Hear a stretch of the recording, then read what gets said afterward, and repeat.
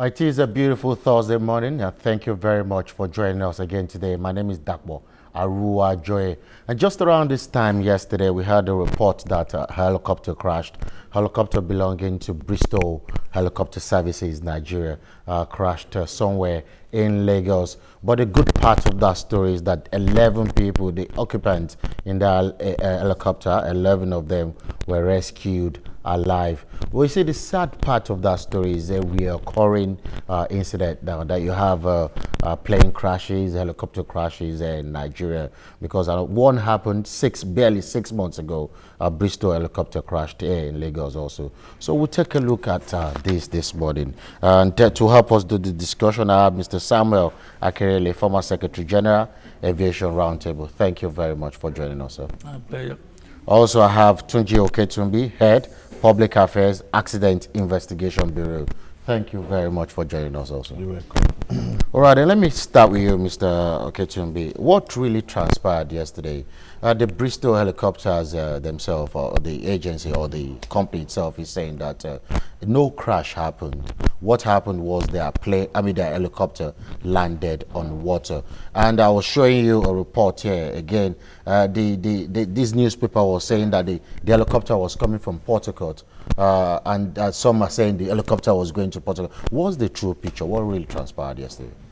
While it may be still very too early to, have all the facts at this moment, but suffices to say that the helicopter was coming from a rig, an oil platform, So, and it was coming to Lagos.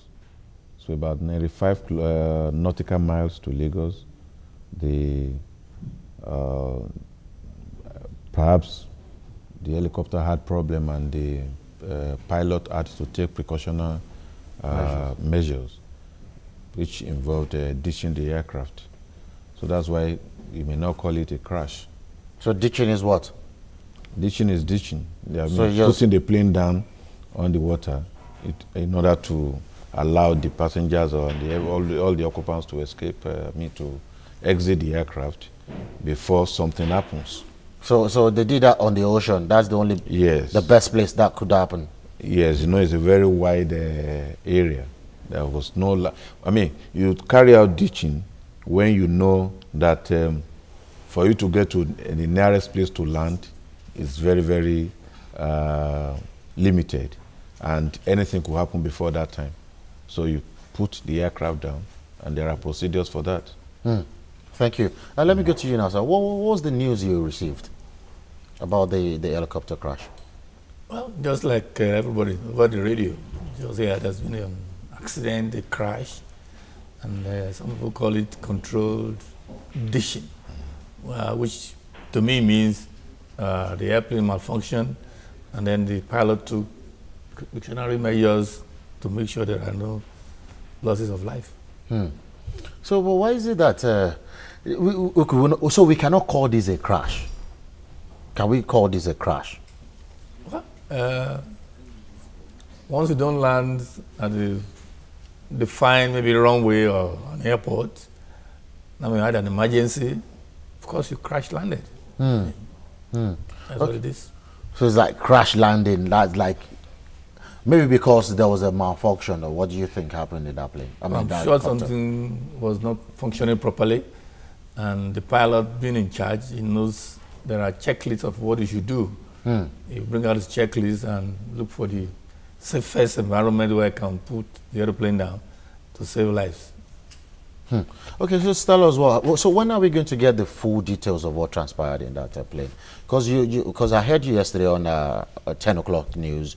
You were talking about the black box. So when have you gotten the black box already? Not yet. I expect the team going there to have gone right now. They couldn't make it yesterday, so they will retrieve those components today after retrieving the aircraft itself. So from there, we now take the necessary steps to get those devices decoded, and then we'll have a fuller, picture What was the state? What was the state of the helicopter the last time you saw it? What was it like? Was it in a good state? I've never seen it. I don't know whether I've ever seen it. Okay. Of course, before it took off, the airline will know whether it was airworthy or not. But then anything could happen at any point in time. And if it happens, you know, the configuration of a helicopter as a rotary wing is different from the fixed wing aircraft. Most of the critical systems, they are not duplicated like you have on the fixed wing. So when something happens, they have very few options available. Okay, Mr. Kelly, you've been in this sector for a long time. Can you guess what could have happened in that helicopter? Well, that could be speculative. However, a helicopter is an aircraft that runs on its power and rotor. I mean, the rotor gives all the movement, the lift, everything. So most likely something was wrong with the rotor. In other words, it cannot sustain itself in the air. And there are precautionary measures of what to do that the pilot has been trained on. Of course, every aircraft that wants to fly is normally inspected by an aircraft engineer who will check it before the flight, and he has to sign out a logbook that this aircraft is airworthy. That's the norm. That is the norm. And that it still happens till today. It must happen. It must. It must. But does it still happen? It does happen. Okay. I mean, except it does that the pilot will not accept the aeroplane. Okay, that happens. Yes. Okay, what else could have happened in that helicopter? As in most helicopter crashes, what else happened? Like you've been, like the one that happened the last time. What was the? Let me go to him because you're part of the investigation. What happened to the last Bristol helicopter? There's a control system. There's a kind of a device inside the aircraft that has to do that connects with the rotor or the control of the aircraft. And there was a jam nut there that, let me put it like unscrew from, so the two devices that are supposed to connect together, you know, detached from each other. So immediately that happened, the pilot could not control the aircraft again, and so the aircraft impacted the waters. So that's a mechanical fault. It was a mechanical error or fault. I mean, let's put it that way. Okay. That was what we discovered because we saw that component, and we were very suspicious of what had happened. So we took it down to the US, where all the parties involved, the FAA, NTSB, Sikorsky Corporation, the manufacturer of the aircraft, the airline, and we leading the investigation. They did the material test at the NTSB facility in Washington, D.C., and then those things were discovered. And immediately, FAA made airworthiness directive, emergency airworthiness directive. The manufacturer of the aircraft, Sikorsky, also made service bulletins, you know, for all the operators of that type of aircraft all over the world, that they had to go and check that particular device, because it means that gradually it can be unscrewing until the jam nuts detaches from the main push rod. Okay, let me go back, lead you now. You remember the one that that Azazi died inside? It was an helicopter, I guess. Yes. Yeah. What happened again in that one? Did you? That was a military aircraft. You may never see the report of that one. So you were not privileged to?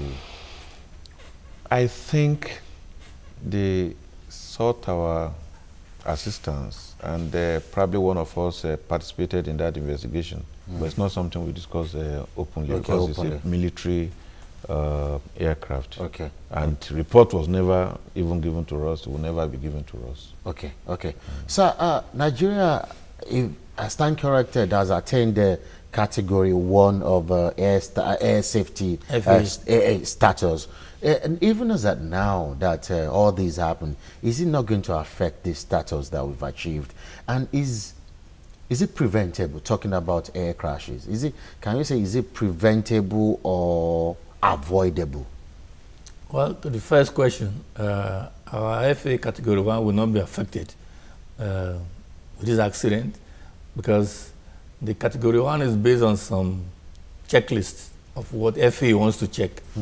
And like they do mostly in aviation, they will send you the questions in advance. These are the things we are going to check. Okay. And that is for you to prepare. And when they come, those are the things they will check. There is no hide and seek in aviation. That is about our status. The second part was... The one, is it avoidable or preventable? Talking about air crashes. Air crashes are preventable if you check all components according to the manufacturer. If your personnel, that is the crew flying the aeroplane, are licensed and they are up to date in their training, because most accidents end up with human factors.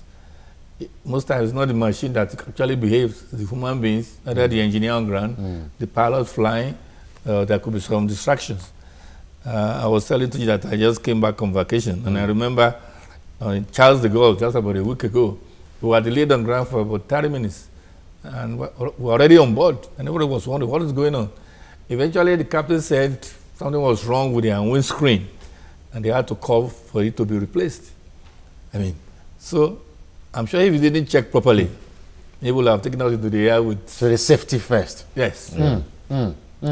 Do we put that in Nigeria? Like talking about where he was talking about, you know, that's in a Nigeria is civilized though, so I don't want to say that's in a civilized, that is another climb. And talking about Nigeria, do we put safety first and talking about flying aircrafts?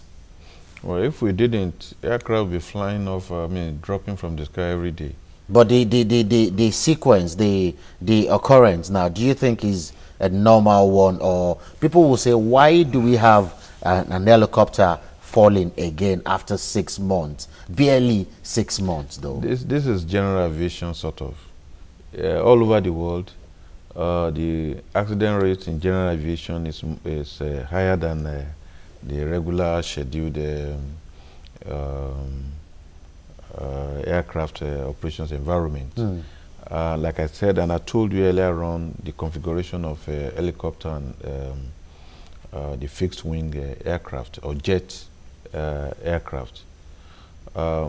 That's why we have more of accidents in the general aviation, that is especially the oil exploration and all those things all over the world, but maybe not as much as you have it now or wherever. Is it because they are busier than every other form of aviation? Like the aircraft in the first instance, the operational aircraft, I've told you. Then two, the operational environment is also there. And well, he's an air traffic controller, veteran. He knows the controlled airspace and the uncontrolled airspace and the area where all those helicopters operate. So those ones are there. But then there is a kind of concerted effort worldwide to reduce the general aviation accident rate to the barest minimum. And the general aviation, talking about the general aviation, maybe like the transportation kind of, the ones that go from Abuja to Lagos, is that general aviation? No. The general aviations are where you have recreational aviation, like people having small jets, they can fly around, private jets, then the helicopter operations in the oil industry. We do not have too much of it here, but it's heavy in America, and even in America they have accidents of general aviation, like somebody having his own personal plane flying, getting stuck somewhere, hitting somebody's window, you know, then training pilots and all those things. So all those ones are classified as general aviation. Okay, Mr. Kerry, how safe is it to fly in Nigeria? If I have a plane, can I just, how safe is it to fly? Well, it's very, very safe to fly in Nigeria. If you have a plane, you must have been well trained, and you do your medicals regularly, and NCA can check on you anytime they like. They can just board the aeroplane and then join the flight and make comments. Maybe when you finish flying, they invite you down and ask you a few questions. So it is very safe to fly in Nigeria. What about the airspace? Talking about, you know, the weather, you know, there was a copter that got lost in, was it Port Harcourt or Obudu? Is around that area. Yeah, helicopters and aircraft. An aircraft that got lost there. Fixed wing aircraft. Yeah, I thought it was because of the weather that one got lost. So that was why I was asking. Well, weather is nature, and worldwide, weather is monitored more or less on a minute-to-minute basis. You didn't want to use the word civilized places, so I will not go into that. However, because weather is nature, the wind, the humidity, they can move anytime, so you have to monitor them and see. I mean, like, I don't want to say where I was coming from again. They can give you weather forecast for the next 10 days, and they don't miss it because they monitor continuously with satellite and radar. But over here, I don't know how far we have gone with our weather forecast or how we are monitoring it, because I know we have transportation safety problem, because there are many things involved which we have not actually put our energy into. For instance, weather under NIMET, Nigerian Meteorological Services. Yes. I think we just take them as something like you want to have food, maybe there should be a little cup of water somewhere in case you cough. We don't take them serious. But do they take themselves serious? Because the last time, they did not tell us why Harmattan ran into, Harmattan finished around yesterday or thereabout. Maybe it's going to continue tomorrow. We don't know. There should be information from NIMET. Do you get information from them as an aviation roundtable itself? Do you get information from NIMET?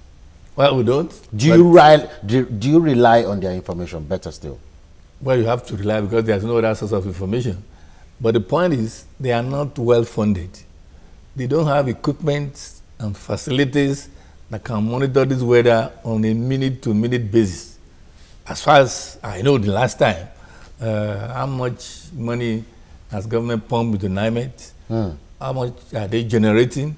I remember in our younger days, we created this 5% ticket sales surcharge because we wanted to leave civil service. Because they keep on saying you cannot be promoted, it's not in the budget, so we said we are leaving. And then worldwide consultation, we realized that for you to be flying, it's like an elite business. So pay for it. So we added the 5% on the ticket value. And that is the money that's more or less being used now to run the whole of aviation in this country. The other agencies that came around had no other source of income than this same 5% that's being shared. And depending on the passengers flying, the 5% income can go down. Wow. Can I quickly take our first caller and I'll come back to you? Okay. Ataya is calling from Ikorodu. Good morning. Yeah, good morning. Good morning. Oh, we lost that call. The aviation sector itself, is it well funded? I'm talking about, the aviation sector itself. It is not well funded, as far as I know. Because like I said, all these 5% they depend on, and that was created in those days for air traffic control, that is NAMA. Then, of course, you have FAN, depending on aircraft landing and paying landing fees.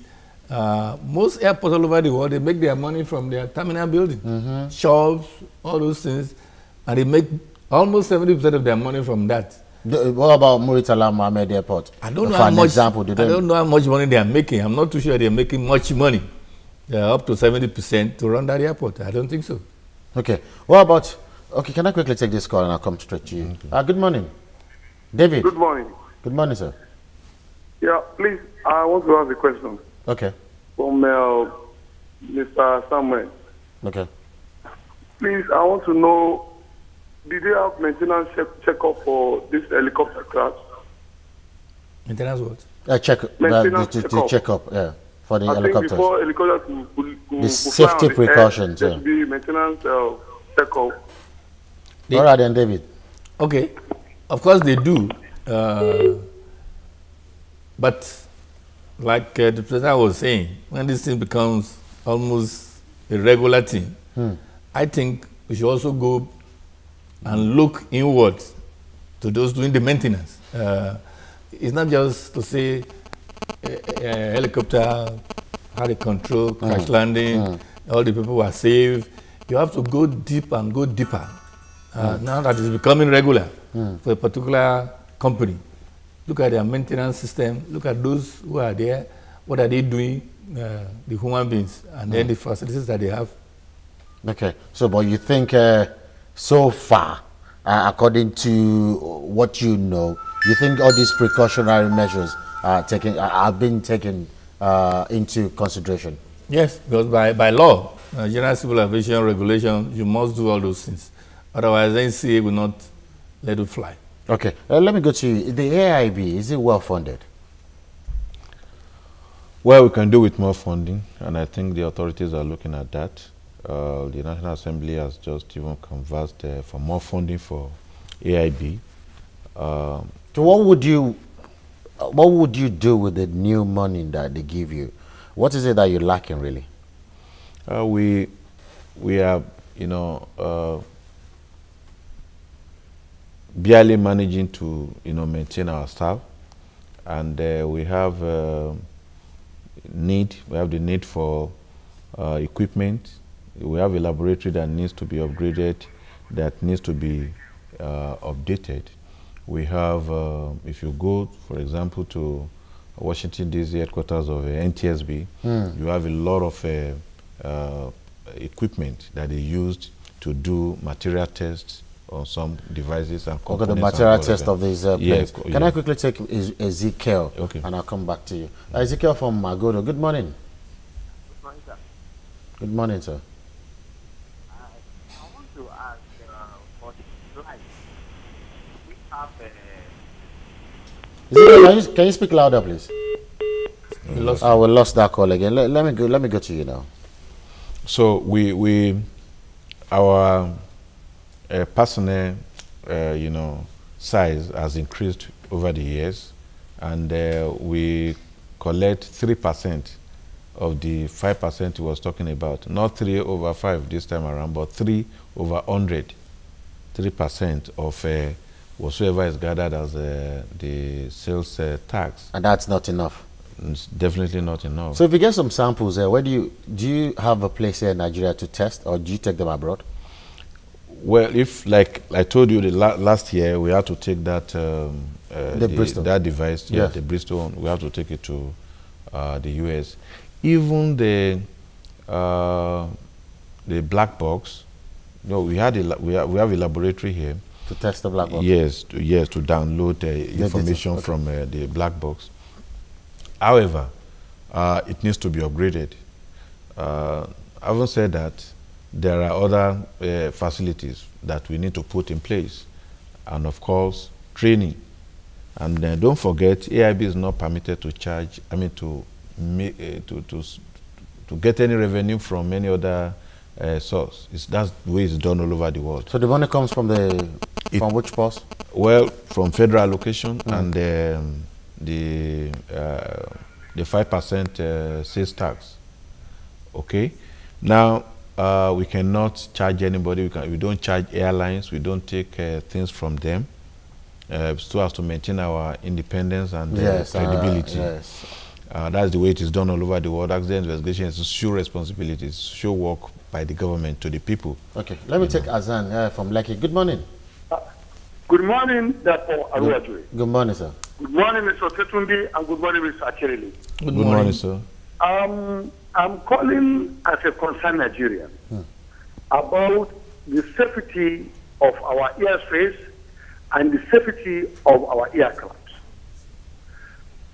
This is an independent opinion, the way I see it, in the sense that we treat these aircraft, these private aircraft as a private concern. We don't give much more attention to them. While in reality, we are supposed to see them as a business concern that conveys citizens of this country and abroad. That's number one.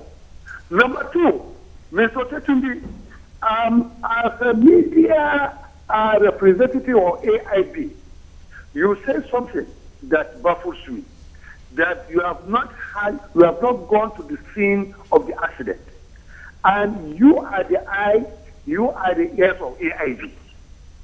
You are supposed to be the person we look up to have a first-hand information. You were supposed to be there. And number three, our NCAA and other checking agencies that are saddled with the responsibilities of checking this aircraft, they don't bother. They look at those big, much more bigger aircraft, both international and local aircraft, without looking at this smaller one, because it's very, very unfortunate. Just about a year or two ago, there was one with many casualties. Okay. And why people don't care much about this one is because no casualties. Okay. And it's very, very unfair. The NCAA should look inward to put them in check, because I'm seeing most of the problem from mechanical problems and long-sightedness, because these private concerns, they are much more concerned about maximizing their profit rather than the safety. Hassan, I would love you to continue on and on, but you've brought forth enough for Mr. Oketubi to discuss or to respond to, but that's after this short break. Do stay with us, please.